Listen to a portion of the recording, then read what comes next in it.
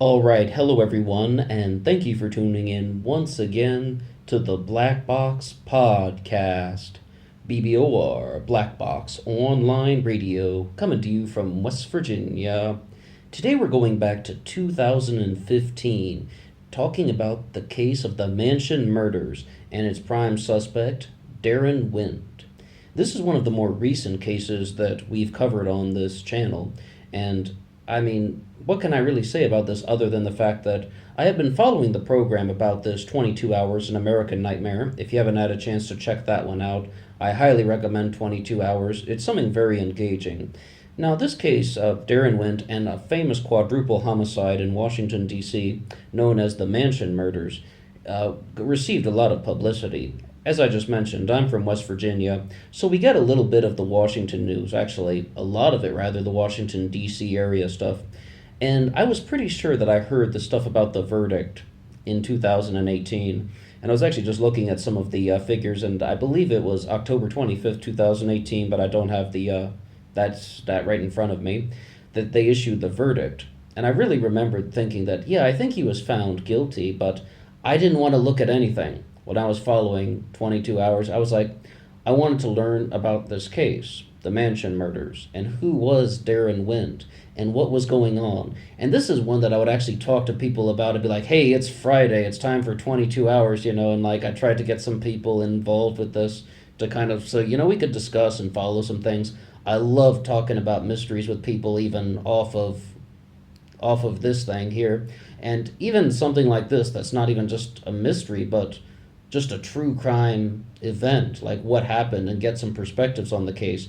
I would say that one of the things that I found that was done very well in the presentations that they've made about the case of Darren Wint is that it was just sort of like, what really happened? Is this the case of a man who was greedy, unemployed, who got fired by one of the victims? Savas Savopoulos was one of the men found dead in the house in Washington, D.C.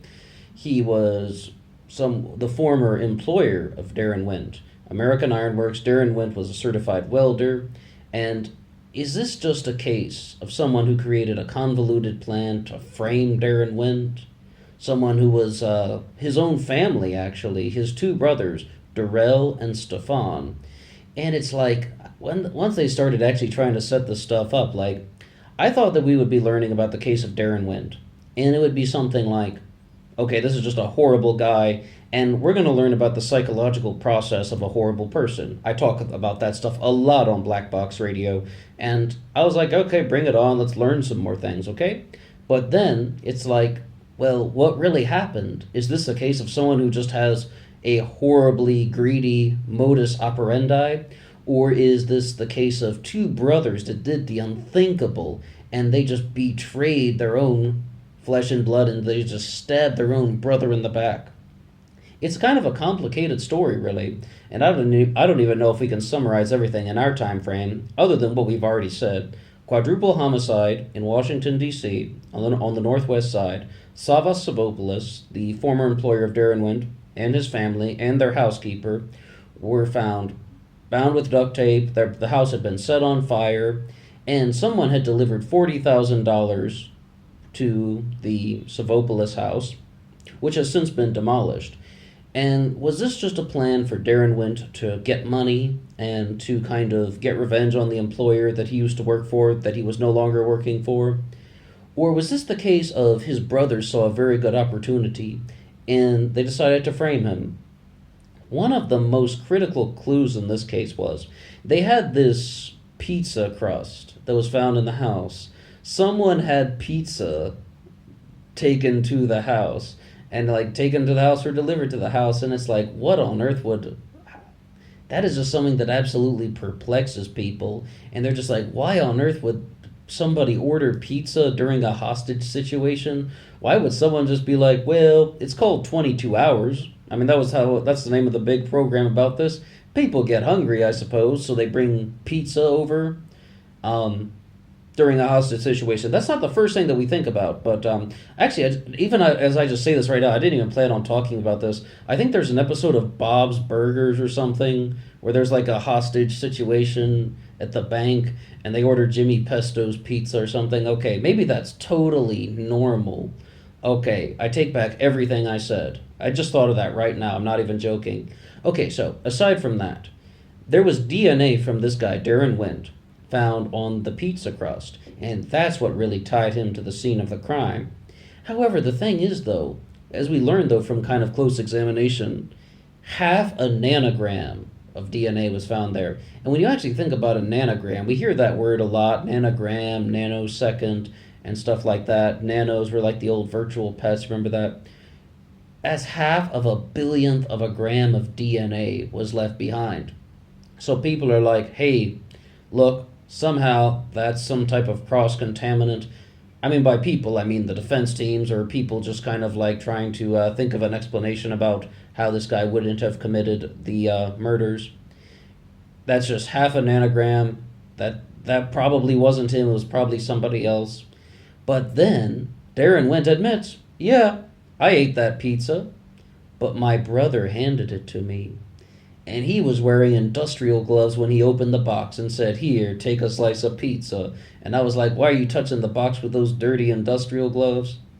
And his brother did that specifically to leave traces of Darren Went at the crime scene, unbeknownst to him, that it would all be torched. And this is the brother Durrell I mentioned. There are two brothers, Durrell and Stefan. What I would say about this one is, once again, they've delivered the verdict. And if you're listening to this, you're probably familiar with the case. We just wanted to give somewhat of an introduction. I really thought, though, that I had heard on the news that Darren Went was found guilty. But when I was listening to the program 22 Hours, I was like, part of me was kind of just hoping that he would be found innocent. Not in terms of the actual person Darren Went, but just if you were listening to this and trying to follow it as a story, you're like, I'm kind of just looking for that time kind of twist, the kind of saving grace that we all hope for. And it just seems like that wasn't there. Because they didn't only have DNA on the pizza crust. They also had one of Darren Went's hairs in the apartment, in the house. This is the house that was torched. Not to mention that when there is a fire, much of the DNA and physical evidence would have been destroyed. And if there were other assailants, where's their DNA? Is this like the ending of the movie The Departed or something like that? But actually, nah, we don't need to ruin that film anymore for you. I don't like to give away movie endings and such. But the thing is, though, the reason why I was saying I'm hoping that, it wasn't him and that it was just like they really did a good job of throwing the twists and turns into the story. And it's almost just like when you're listening to something week after week, you just kind of have that kind of hope that it's actually going to be some spark of goodness involved. But it doesn't necessarily seem like it's going to be that way. Or what I can say is, a jury of Darren Went's peers did not think of it that way. They thought of it rather as, he's guilty. If this was anybody else, if it was Stefan Went or Durrell Went, where's the physical evidence to support that they were in the house and that they had committed these murders? I mean, a lot of people, though, do believe that Darren Went had some sort of accomplice, some sort of help involved with this, but he has been the only person charged, and he was given 4 consecutive life sentences without the possibility of parole. I mean, when you actually look at some of the evidence, you also just have, things like Darren Went, large history of criminal behavior, making death threats. That's some stuff that is definitely going to kind of push a jury in a way that really makes him seem guilty. Furthermore, the cases against Stefan and Durrell are mostly just circumstantial, or they're trying to question the plausibility of if Darren Went had committed the murders. So it's just like, I know I said I was looking for the saving grace in the story, and that would only be that Darren Went would get off innocent. Either way you go, though, it's just a story of darkness. It would be like someone was unemployed for a long time, and he thought of a plan to get money, and then that's the thing, so he turned it into an absolutely heinous and vicious scenario, murdering 4 people for greed, torching the house to try and destroy evidence. I mean, that's the one thing. And the alternative is his brothers did it and they framed him, his own brothers. I mean, the way, though, they kind of present and examine the case, though, is like Stefan and Darrell were apparently not on such good terms with Darren. I mean, with Darren Wint, because just countless family disputes and countless family problems, financial disputes, broken promises, kind of just, getting in arguments while driving. Absolutely every possible family conundrum you could imagine was going on with these guys. So then, you just even begin to think for a second, is it slightly possible that these people could have actually come together? And by these people, I mean Stefan and Darrell, and framed their own brother for something? I don't necessarily know, but what I can say is that they weren't charged with this, and Darren Wint was charged, and he was found guilty, and that's all I can really say about it.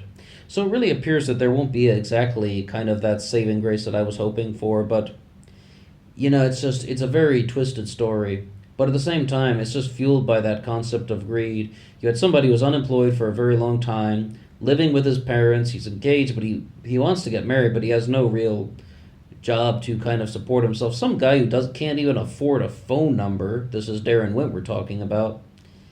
And it's like his former employer was found murdered. A lot of this, though, is like the lawyers involved with this. They really play their parts.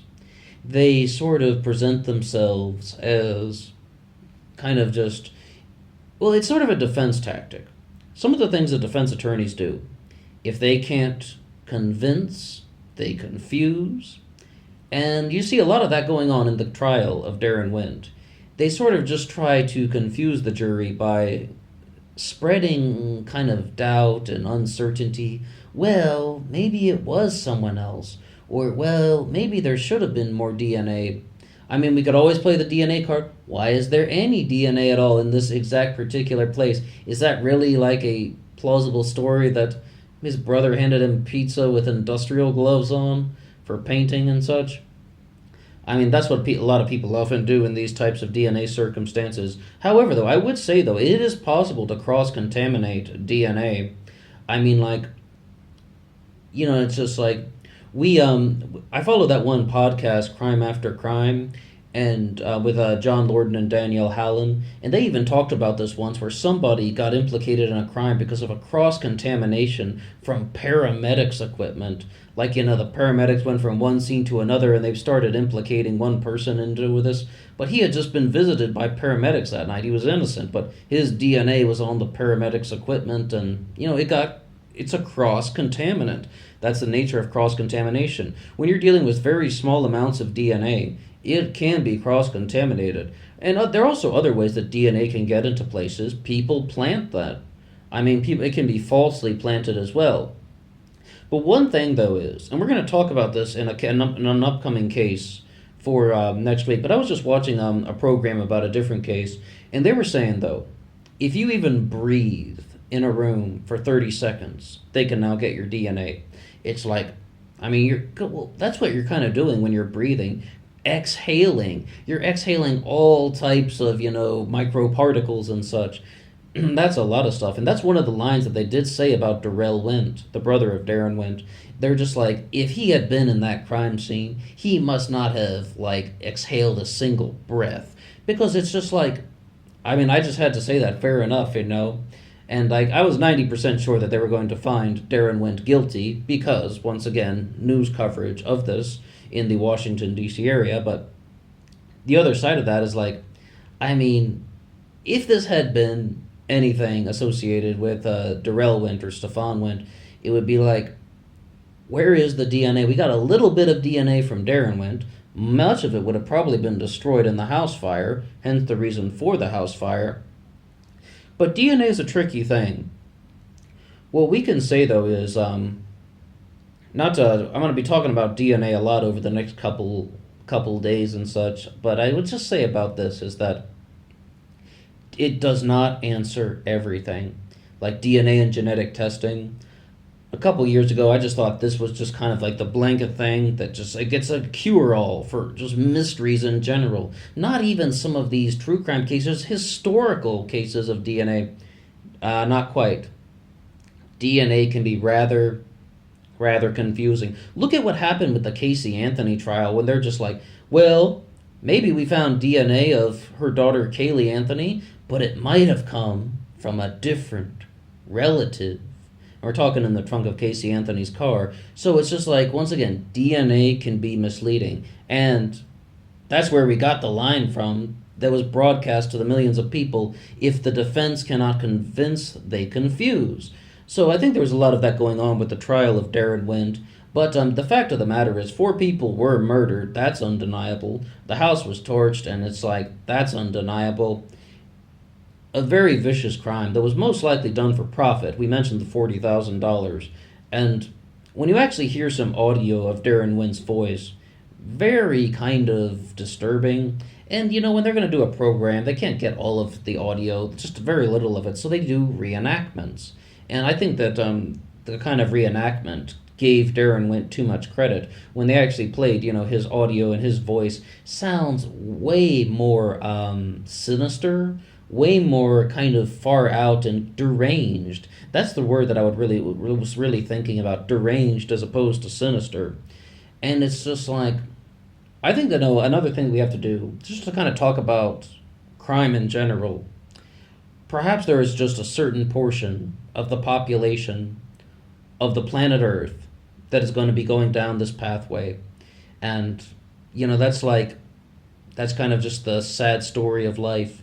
It doesn't have anything to do with unemployment. Darren Wind was an immigrant from Guyana. It doesn't have anything to do with that. It doesn't have anything to do with living in Washington, D.C. A lot of people are unemployed and live with their parents and have sibling disputes and get fired from jobs. And they don't turn to murder. They don't turn to arson. They don't turn to kidnapping. They don't turn to extortion. And I think that we're just going to be dealing with a lot of these true crime cases. Because I mentioned we've been talking about the psychology. When you go down the psychological pathway, you find that there's just like this dark side of humanity. And by dark side, I mean a significant portion of the population that has put itself in that particular position. What I would say about that is, we need to approach life with a sense of optimism.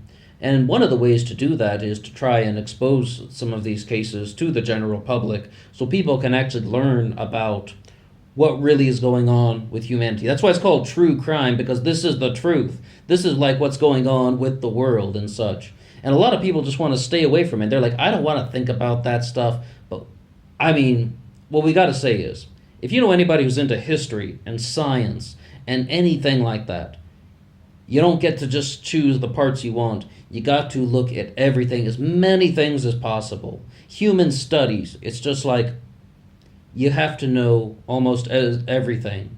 And that would include some horrendous tragedies, like what we have here with the murder of the Savopoulos family and their housekeeper. It's like, it's a heinous tragedy that should not have taken place. And that's what we can say. But once again, when we're going to be learning about life, we have to learn everything. But what do you think about this case? Do you think there's any possibility that Darren Wind was not guilty? Do you think there's any possibility that it was actually Darrell or Stefan Wind that was really behind the crime? Or do you think that they assisted in a way and Darren Wind was just covering for them? Do you think that Darren Wind really concocted a plan that was just like, I'm going to kill these people and I'm going to get $40,000 out of this because of a pay drop, and I'm going to set a car on fire, set a house on fire, and I'm just going to be rich as $40,000 will get you? Is that what happened? Or is there something else going on here that was horrendously, horribly